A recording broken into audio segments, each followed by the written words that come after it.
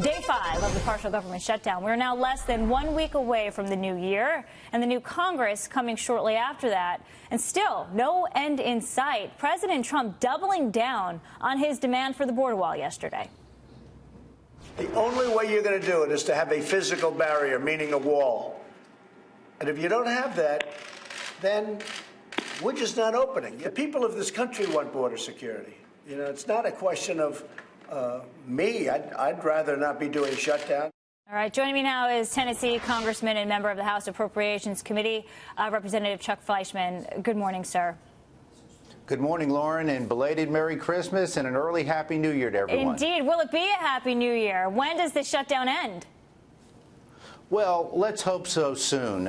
This is a situation that, as an appropriator, it really tugs at my heart. We worked so hard this year on the House Appropriations Committee.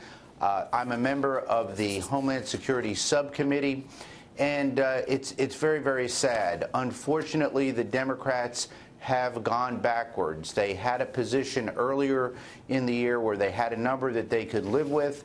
The president has been very straightforward all along about the $5 billion, but even he showed some flexibility. But now it just appears, for whatever reason, at the end, Schumer and Pelosi have retreated to a position that's just untenable with the American people. It seems like it's more about semantics. Is it a wall or a structure? It's about semantics and politics over policy. You know, in a few days from now, the president's headed to Texas. He wants to show us a groundbreaking ceremony of what 115 miles of wall will look like. I'm curious, and where's that money coming from?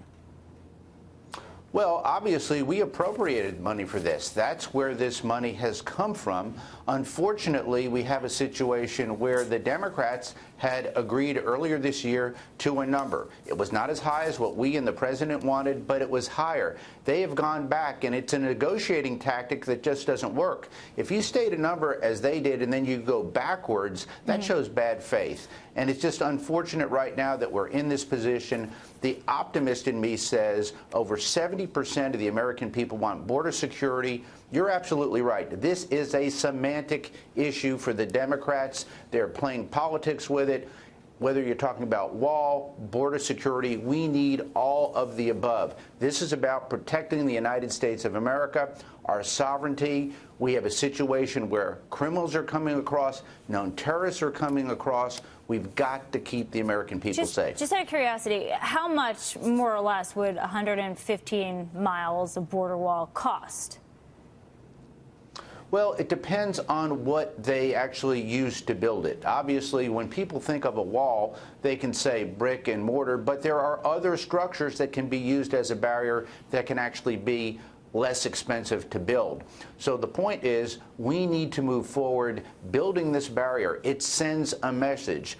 Unfortunately, people who are trying to come into this country illegally, if they see porous borders, they're going to continue to come. And we've seen increases over last year, people trying to come in illegally. And I think one of the reasons is because the United States government has not been as strong as President Trump and as House Republicans have been in insisting on building this wall. Democrats are also digging in here. Democratic leaders Nancy Pelosi and Chuck Schumer, they're taking aim at the president over the shutdown because of money for the wall.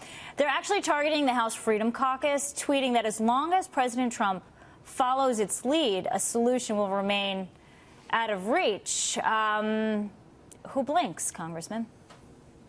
Well, I don't think it's a matter of blinking. I think it's a matter of sitting down at the table and acting on behalf of the American people.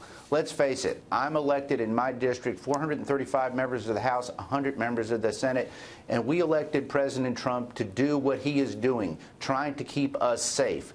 And I can think of no issue more important than border security in trying to keep all of our borders safe.